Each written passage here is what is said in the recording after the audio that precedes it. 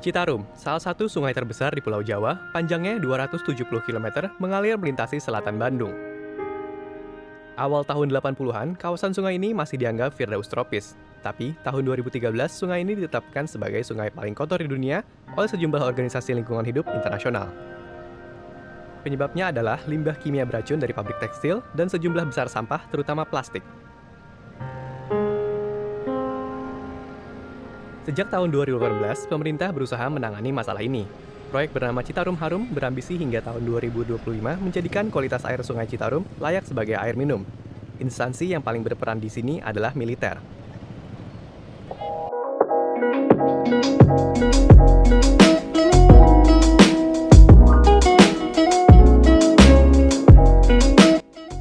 Halo teman-teman semua, perkenalkan nama saya M. Fadil Sidki dengan NIM B119278. Baik, di sini saya akan menjelaskan mengenai pengelolaan sumber daya air terpadu atau PSDAT dengan dosen pembimbing Bapak Dr. Helmi SHMH. Pengaturan tentang air telah dijelaskan di dalam Undang-Undang Dasar Republik Indonesia tahun 1945 pasal 33 ayat 3 yang berbunyi, bumi, air, dan kekayaan alam yang terkandung di dalamnya dikuasai oleh negara dan dipergunakan untuk sebesar-besarnya kemakmuran rakyat. Air adalah sumber daya alam yang dinamik atau dynamic resources yang memberikan manfaat bagi kehidupan manusia. Air yang berada di bumi ini oleh manusia dimanfaatkan, kemudian dikembangkan serta didaya gunakan untuk memenuhi kebutuhan manusia serta mendukung aktivitas dan kegiatannya. Air adalah salah satu kebutuhan vital bagi manusia. Demikian pentingnya fungsi dan kedudukannya. Hingga di zaman modern ini, air menjadi salah satu produk yang diperjualbelikan. Perlu disadari teman-teman bahwa air selain dapat memberikan manfaat bagi berbagai kepentingan manusia, namun keberadaannya pun dapat pula memberikan masalah, bahkan menimbulkan bencana yang dapat mengganggu kehidupan manusia serta kerugian baik jiwa maupun harta benda. Dari volume air tawar yang ada, sekarang ternyata tidak semua air tawar baik dikonsumsi oleh manusia dan makhluk hidup. Hal ini dikarenakan terjadinya pencemaran. Dahulu sebelum terjadinya pencemaran, air permukaan seperti yang ada di sungai, danau layak dikonsumsi. Selanjutnya akan dibahas apa masalah dari keberadaan air tersebut. Jadi permasalahan berkaitan dengan air dan sumber daya air yang timbul pada umumnya disebabkan oleh 3 faktor kondisi keberadaan, yakni yang pertama, terlalu banyak atau too much menimbulkan banjir. Kemudian yang kedua, terlalu sedikit, too little, mengakibatkan masalah kekeringan. Dan yang terakhir adalah too dirty atau terlalu kotor atau tercemar, mengakibatkan air tidak lagi dapat dimanfaatkan. Ketiganya seringkali atau bahkan selalu berkaitan satu dengan yang lain dengan berbagai faktor penyebabnya, seperti faktor alam yang statis maupun fenomena alam yang dinamis atau disebabkan oleh faktor aktivitas manusia lainnya. Permasalahan terkait air juga bisa dilihat dari segi kuantitas dan segi kualitas. Yang pertama dari segi kuantitas, apabila keberadaan air terlalu berlebihan sehingga melampaui daya dukung atau kapasitas tampung yang ada, maka yang terjadi adalah banjir dan masalah besar lainnya.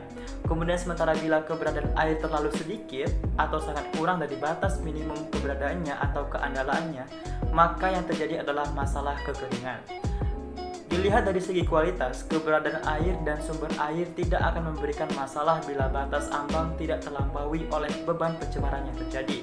Namun, ketika pengaruh perubahan lingkungan menyebabkan penurunan kualitas dan meningkatnya beban pencemaran, baik secara fisik, sedimentasi, sampah, limbah, benda padat, maupun secara biologis, kimiawi atau BOD, kandungan logam berat, kandungan unsur kimiawi, maka yang terjadi adalah masalah pencemaran lingkungan yang menyebabkan air tidak lagi layak untuk dimanfaatkan maupun didaya gunakan. Pengelolaan sumber daya air itu sendiri telah diatur dalam Peraturan Presiden Nomor 33 Tahun 2011 tentang Kebijakan Nasional Pengelolaan Sumber Daya Air. Bisa dilihat teman-teman bahwa pengelolaan sumber daya air itu ada beberapa upaya. Yang pertama ada merencanakan, kemudian melaksanakan, memantau, dan mengevaluasi. Kemudian dalam penyelenggaraannya itu ada 3 kategori. Yang pertama adalah konservasi SDA, yaitu melakukan perlindungan dan pelestarian sumber daya air, kemudian pengawetan air, dan pengelolaan kualitas air dan pengendalian pencemaran air. Tujuan diadakan konservasi SDA ini adalah untuk menjaga kelangsungan keberadaan daya dukung, daya tampung, dan fungsi sumber daya air itu sendiri. Kemudian yang kedua ada pendayagunaan sumber daya air. Yang pertama penatagunaan, yang kedua penyediaan, yang ketiga penggunaan, keempat pengembangan, dan yang kelima adalah pengusahaan. Tujuan diadakannya pendayagunaan ini adalah untuk memanfaatkan sumber daya alam sumber daya air secara berkelanjutan dengan mengutamakan pemenuhan kebutuhan pokok kehidupan masyarakat secara adil. Kemudian yang terakhir adalah pengendalian daya rusak air. Yang pertama melakukan pencegahan, yang kedua melakukan penanggulangan, dan yang ketiga adalah pemulihan.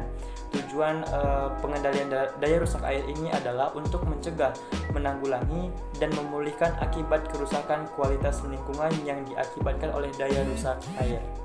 Teman-teman semua, kita sebagai generasi pemuda harus melakukan konservasi yang merupakan upaya pelestarian lingkungan, tetapi tetap memperhatikan manfaat yang dapat diperoleh pada saat itu dengan tetap mempertahankan keberadaan setiap komponen lingkungan untuk pemanfaatan masa depan.